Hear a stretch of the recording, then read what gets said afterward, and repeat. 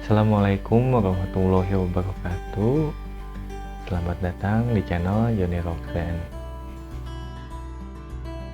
Di kesempatan kali ini saya akan mencoba bercerita tentang pengalaman di salah satu provinsi yang berada di Pulau Sumatera yang biasa kita kenal dengan ranah Minang. Ya apalagi kalau bukan Provinsi Sumatera Barat.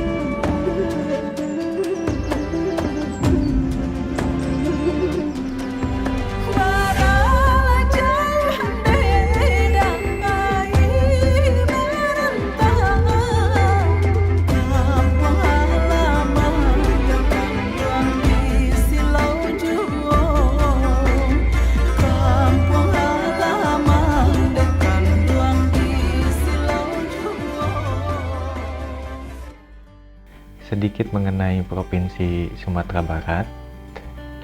Provinsi Sumatera Barat sendiri itu kalau tidak salah seingat saya itu memiliki sekitar 19 kota atau kabupaten ya yang berada di wilayah administratifnya. Di antaranya ada Kota Padang, Kota Bukit Tinggi, Payakumbuh, 50 kota, Damasraya, Solok, Solok Selatan, dan banyak lagi ya, mungkin saya juga lupa lagi. Namun dalam cerita kali ini saya akan lebih memfokuskan kepada salah satu tempat wisata yang bisa dibilang legendaris ya, sudah mendunia, karena tempat wisata ini sudah cukup terkenal hingga ke mancanegara, yaitu sebuah lembah yang kebanyakan orang sudah menjulukinya sebagai lembah terindah di Indonesia ya, yaitu Lembah Harau. Langsung menuju cerita ya, perjalanan ini saya tempuh kalau tidak salah di sekitar tahun 2012 bulan November ya, sekitar tanggal 11 atau 12 November lah ya kalau tidak salah, dimana perjalanan kala itu masih bisa dikatakan sebagai tugas ya, jadi perjalanan dalam urusan kerja. Dan waktu itu saya berangkat tidak sendiri juga, melainkan bersama salah satu pejabat ya dari kementerian gitu, dimana dulu saya bertugas di kementerian tersebut, sehingga bisa dikatakan dulu tuh saya sebagai tim pendukung teknisnya pejabat ya, yang bersangkutan ya, karena dulu ketika pejabat tersebut melakukan tugas ke daerah itu pasti akan di backup oleh tim teknis ya, minimal 1 atau 2 orang gitu. Nah pada saat itu kebetulan saya yang mendampingi pejabat tersebut untuk berkunjung ke Provinsi Sumatera Barat ya, yang namanya juga membackup seorang pejabat, otomatis privilege yang saya dapatkan juga mengikuti dari si pejabat tersebut, jadi lumayan lah ya gitu.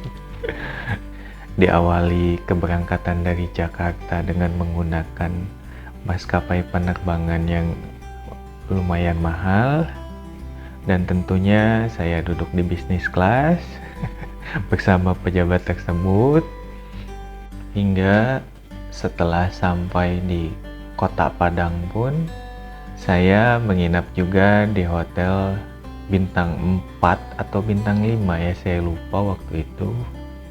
Tapi yang jelas termasuk hotel yang cukup mewah ya, bagi saya. Itulah kenapa saya bisa mengatakan ketika tugas saya itu membackup seorang pejabat, otomatis privilege yang saya dapatkan juga mengikuti dengan pejabat tersebut. Itu enaknya ya. Sementara tidak enaknya ya, namanya juga kita jalan bareng sama pejabat, segala hal yang terkait dengan masalah teknis di provinsi tersebut, mau nggak mau, suka nggak suka, harus saya selesaikan. Saat itu kami sampai di Padang sekitar sore hari ya, kalau tidak salah. Kami langsung check-in ke penginapan yang sudah di booking tersebut, beristirahat, dan ketika menjelang bada maghrib, saya bersama pejabat kementerian tersebut makan malam ya, keluar mencari makan sambil mendiskusikan perencanaan eksekusi untuk di keesokan paginya ya.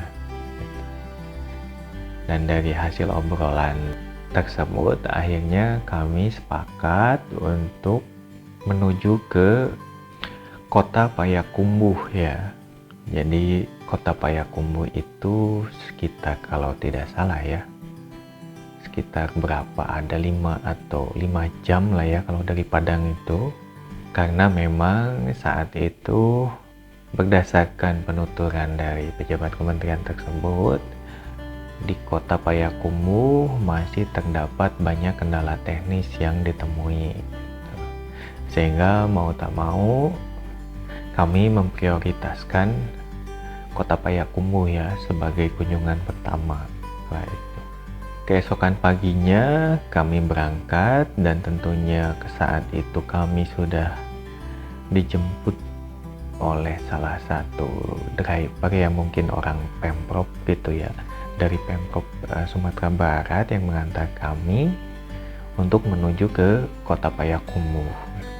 Jadi memang saat itu saya tidak sempat untuk melihat-lihat dulu ya di Kota Padang itu, karena sorenya kami tiba di Kota Padang, keesokan paginya kami harus langsung berangkat menuju ke Kota Payakumbuh. Dan saat itu kami sampai di Payakumbuh itu sekitar ya siang lah, pada zuhur ya kalau tidak salah. Dan kami langsung menuju ke salah satu kantor dinas Pemda Kota Payakumbuh untuk berkoordinasi dengan Pemda setempat. Dan memang tidak banyak cerita ya. Saat itu saya langsung berpisah dengan pejabat kementerian tersebut. Jadi beliau pergi bersama kepala dinas yang ada di Payakumbuh, sementara saya ditemani salah satu staf Pemda tersebut langsung menuju ke kecamatan-kecamatan yang menurut pengakuan orang Pemda tersebut banyak ditemukan masalah ya dalam urusan kerjaan saya tersebut. Singkat cerita, saat itu saya bekerja sampai sore hari ya, mungkin hampir menjelang maghrib kalau tidak salah, dan berhasil menyelesaikan beberapa masalah yang ada di beberapa kecamatan juga di Kota Payakumbuh. Namun memang masih ada beberapa kecamatan yang belum sempat saya kunjungi, dan saya bersama staf Pemda tersebut sepakat untuk menyelesaikannya di keesokan harinya gitu. Jadi saat itu ketika selesai bekerja, saya langsung menuju ke penginapan yang ada di Kota Payakumbuh. Salah satu penginapan yang cukup unik ya menurut saya, karena penginapannya tuh kayak semacam berada di atas air gitu. dan hampir bangunannya tuh didominasi oleh bambu gitu, jadi kayak semacam cottage lah ya, kayak cottage gitu, tapi memang lokasi penginapan tersebut tidak berada di pinggir kota, akan tetapi berada di tengah kota gitu. Penginapannya cukup nyaman, terlebih di Payakumbuh juga cuacanya cukup dingin juga, sehingga bagi saya yang merupakan warga asli Jawa Barat, tentu saja cuaca-cuaca seperti itu sangat terasa nyaman ya kalau bagi orang Jawa Barat. Di keesokan harinya, pagi-pagi kami langsung menuju ke kantor dinas yang ada di Pemda setempat tersebut untuk kemudian melanjutkan pekerjaan di beberapa kecamatan yang memang belum sempat saya selesaikan di hari kemarinnya. Dan tepat sesaat sebelum makan siang kala itu, pekerjaan saya di Kota Payakumbuh bisa dikatakan selesai ya, atau beres gitu. Dan saat itu saya iseng ya nanya ke staf Pemda yang ngantar saya itu tentang wisata apa aja sih yang ada di Payakumbuh gitu. Hingga akhirnya dia ngajak saya untuk datang ke Lembah Harau ya. Jadi saat itu sambil mencari makan siang, kami menuju ke Lembah Harau. Dari Payakumbuh itu kalau menuju ke Lembah Harau itu memang tidak terlalu jauh ya. Hanya sekitar, kalau tidak salah sih sekitar 20 atau 30 menitan rasanya sudah sampai di Lembah Harau gitu. Dan ketika pertama kali saya melihat Lembah Harau ini,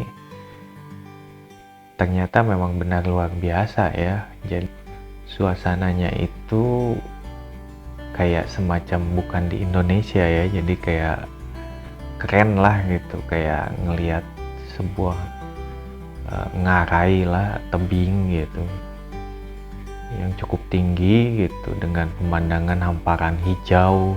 Ya cukup membuat siapapun yang melihatnya itu cukup membuat merasa takjub lah tentunya. Jadi bisa dikatakan Lembah Harau itu sebenarnya sebuah ngarai ya, yang diapit oleh dua bukit cadas ya yang cukup tinggi. Dan sebenarnya Lembah Harau ini berada di wilayah administratif Kabupaten 50 Kota ya. Jadi bukan merupakan wilayah Kota Payakumbuh, akan tetapi merupakan wilayah Kabupaten 50 Kota. Karena Lembah Harau ini merupakan tebing ya, otomatis Lembah Harau ini bisa dikatakan sebagai surganya para pecinta climbing ya gitu, para pemanjat tebing gitu.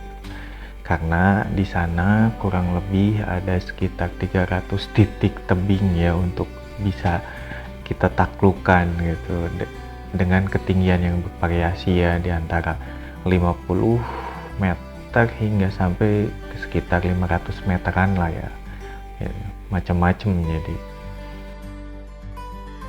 selain itu di Lembah Harau juga terdapat banyak air terjun ya, kalau tidak salah ada sekitar 7 air terjun yang terdapat di Lembah Harau. Dan air terjun tersebut biasanya disebut dengan kata sarasah ya, ada sarasah murai atau sarasah apalah, saya lupa lagi namanya. Tapi memang kalau tidak salah ada sekitar 7 air terjun di sana dengan ketinggian bervariasi, sehingga ketika kita berkunjung ke Lembah Harau ini, paling tidak kita bisa mencoba beberapa hal ya untuk dilakukan di Lembah Harau gitu. Jadi bisa dibilang kita keringetan dulu lah naik-naik ke atas bukit yang ada di Harau, yang bukitnya juga ada cukup banyak lah kalau tidak salah, trekking atau hiking ke bukitnya yang ada di Lembah Harau. Atau mungkin bagi yang hobi panjat tebing bisa melakukan panjat tebing terlebih dahulu. Jadi kasarnya setelah capek-capek keringat untuk hiking ke bukit, trekking ataupun climbing di atas tebing, setelah capek kita bisa langsung mandi di air terjun ya gitu. Dan tentunya dengan air yang sangat jernih dan dingin gitu. Karena pada waktu itu pun saya menghabiskan waktu cukup lama ya di air terjun gitu ya, sekedar main air sambil sekalian makan siang ya kala itu di tempat makan yang kami temukan di tempat wisata Lembah Harau tersebut. Namun perlu diingat juga ya, Lembah Harau ini aksesnya cukup sulit ya, cukup agak-agak sulit karena sangat susah sekali ya jika kita merencanakan untuk mengunjungi Lembah Harau ini dengan memakai kendaraan umum. Jadi sebaiknya untuk menuju Lembah Harau ini alangkah lebih baiknya dengan menggunakan kendaraan pribadi. Karena akses menuju ke Lembah Harau ini angkutan umumnya itu sangat jarang sekali. Sekalipun ada, mungkin kita harus mencatatnya ya. Sementara untuk harga tiket menuju ke Lembah Harau ini sendiri tidak begitu mahal. Kalau seingat saya dulu saya masuk tuh sekitar 20 ribuan lah kalau tidak salah ya. Gitu. Yaitu tahun 2012, tapi saya kurang tahu kalau sekarang. Karena kalau saya lihat di YouTube atau di televisi, Lembah Harau sekarang ini cukup banyak mengalami perubahan ya, terutama adanya kampung Eropa yang sempat saya lihat di YouTube tuh. Saat ini ada kampung Eropa di Lembah Harau, jadi kayak semacam taman bermain gitulah ya, kayak taman bermain lah buat jalan-jalan gitu. Dan di sana di sekitar Harau itu didirikan kayak bangunan-bangunan fenomenal ya yang ada di luar negeri. Jadi kayak semacam replika bangunan fenomenal yang ada di luar negeri lah ya, miniatur gitu. Ada menara Eiffel, ada ya lain-lain lah macam-macam gitu di sana. Tapi saat dulu tahun 2012 saya ke sana, area bermain kampung Eropa tersebut belum berdiri ya. Jadi memang beneran saat itu bagi saya pribadi melihat Harau tuh sangat asri sekali. Dan ketika kita mengunjungi Lembah Harau ini tidak usah khawatir tentang makan, karena rumah makan di Lembah Harau sendiri sudah cukup banyak. Bahkan hotel-hotel, resort atau homestay pun sudah banyak berdiri di tempat tersebut. Dari mulai hotel yang harganya mahal, yang kategorinya resort dan lain-lain, sampai ke guest house rumah penduduk yang disewakan juga ada. Jadi tidak usah khawatir tentang penginapan. Saat itu saya di sana menghabiskan waktu kurang lebih sampai pada asar ya kalau tidak salah gitu. Jadi bisa dikatakan sekitar jam 12:30 kami sampai di Lembah Harau, dan saya kemudian di sana menghabiskan waktu bermain-main menikmati keindahannya hingga akhirnya sekitar pukul 4:30 atau pukul 4 sore saya memutuskan untuk kembali ke penginapan di Payakumbuh. Sesampainya di penginapan di Payakumbuh, kala itu saya berpisah ya dengan pejabat kementerian yang saya kawal tersebut. Jadi ketika setelah 1 hari menginap di Payakumbuh, pejabat kementerian tersebut mohon izin kepada saya pamit untuk pergi menuju ke Padang gitu, untuk balik lagi menuju ke kota Padang gitu, karena kebetulan si bapak tersebut merupakan asli dari Sumatera Barat dan dari Padang. Jadi beliau memang ingin menyempatkan diri untuk mengunjungi saudara-saudaranya yang ada di Sumatera Barat gitu. Hingga akhirnya kami pun berpisah ya. Saya masih menginap di Payakumbuh, sementara bapak pejabat kementerian tersebut bertolak kembali menuju ke Kota Padang gitu.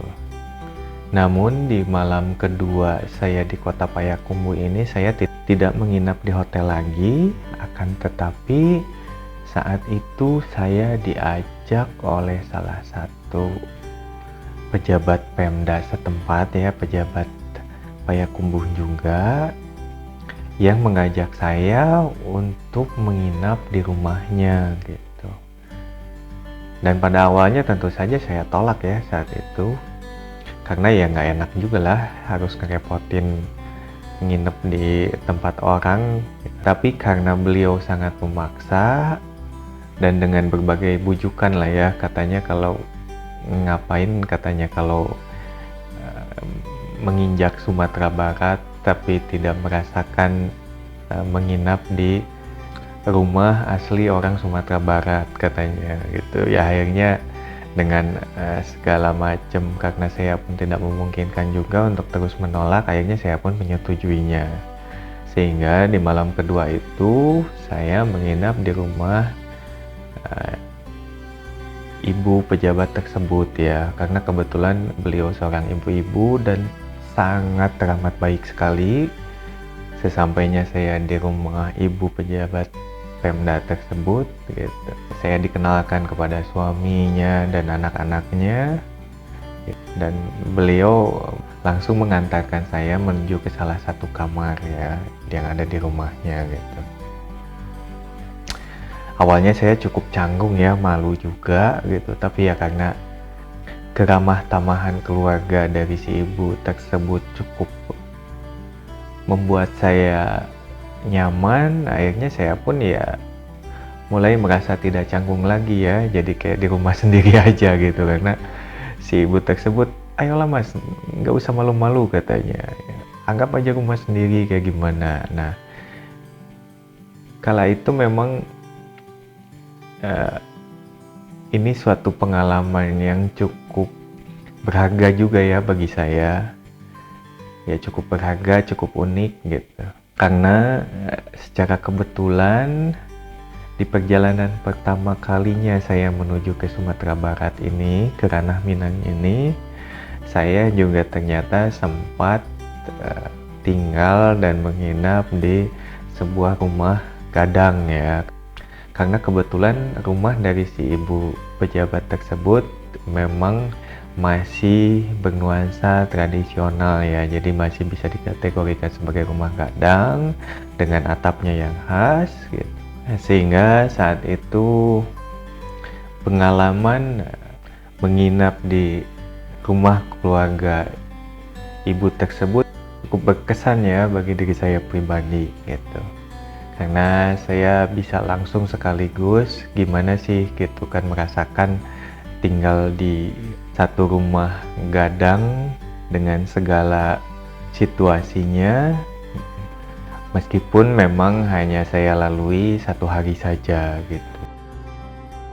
Jadi memang saat itu saya menginap satu malam, terus keesokan paginya saya diajak jalan-jalan di sekitar lingkungan rumah tersebut. Jadi secara tidak langsung saya bisa melihat, merasakan situasi kehidupan masyarakat Sumatera Barat gitu. Gitu ya, hanya untuk sekedar jalan-jalan di sekitar dekat-dekat rumah saja lah ya gitu. Hingga akhirnya setelah pada duhur, saya pun diantarkan menuju ke Bukit Tinggi gitu. Karena memang masih ada tugas yang harus saya selesaikan juga, urusan pekerjaan di kota Bukit Tinggi. Mungkin itu saja yang bisa saya sampaikan kali ini. Memang tidak terlalu banyak cerita juga. Sementara untuk kelanjutan ceritanya di Bukit Tinggi nanti akan saya ceritakan di video selanjutnya. Terima kasih sudah menyaksikan video ini. Tidak lupa saya selalu doakan juga bagi siapapun yang menyaksikan video ini, Semoga sehat selalu dan dilancarkan dalam berbagai urusan. Akhir kata, Assalamualaikum warahmatullahi wabarakatuh. Sampai jumpa di kesempatan berikutnya.